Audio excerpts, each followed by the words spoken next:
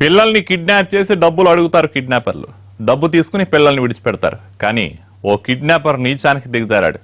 బాలుని కిడ్నాప్ చేసి ఆమె తల్లికి ఫోన్ చేశాడు. తన కోరిక తీరిస్తే బాలుని క్షేమంగా విడిచిపెడతానన్నాడు, లేకపోతే చంపేస్తానని హెచ్చరించాడు. చివరకు ఆ తల్లి ఏం చేసింది? బాలుడేమయ్యాడు?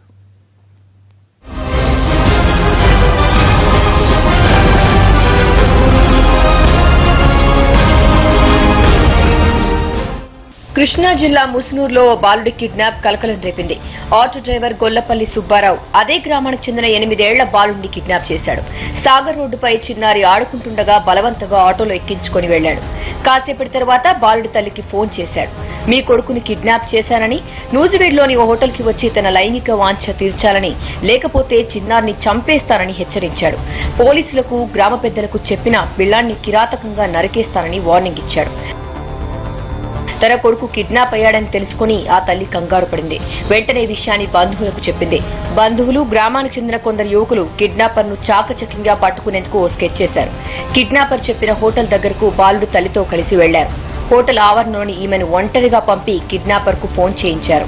నిందితుడు అదే హోటల్లో ఉన్నాడని నిర్ధారించుకుని గ్రామస్తులు, బంధువులు వెంటనే రంగంలోకి దిగారు. ఓ గదిలో బాలుడితో ఉన్న నిందితుడి సుబ్బారావును పట్టుకున్నారు. బాలుడిని తల్లిదండ్రులకు అప్పగించారు. నిందితుడిని పోలీసులకు పట్టించారు. గొల్లపల్లి సుబ్బారావు అనే అతన్ని ఈ కిడ్నాప్, రేప్ కేసులు అనేవి రిజిస్టర్ చేయడం జరిగింది. అతన్ని మేము పట్టుకుని ఈరోజే అతన్ని రిమాండ్కి పంపించేందుకు మా టీంలు ఆల్రెడీ గాలిస్తున్నాయి. తీవ్రంగా అతన్ని ఎట్టి పరిస్థితులను ఎతికి పట్టుకుని ఈరోజే రిమాండ్ చేయడానికి మేము ప్రయత్నిస్తాం. గ్రామస్తులు, బంధువులు సమయస్ఫూర్తితో వ్యవహరించడంతో కిడ్నాపర్ ఈజీగా దొరికాడు. ఎవరైనా డబ్బు కోసం కిడ్నాప్ చేస్తారు, కానీ ఇలా లైంగిక వాంఛ తీర్చుకోవడం కోసం బాలుని కిడ్నాప్ చేశాడని తెలుసుకుని అంతా షాక్ అయ్యారు. నిందితుడిపై కిడ్నాప్, లైంగిక వేధింపులు, నిర్బంధ బెదిరింపు సెక్షన్ల కింద కేసులు నమోదు చేశారు పోలీసులు.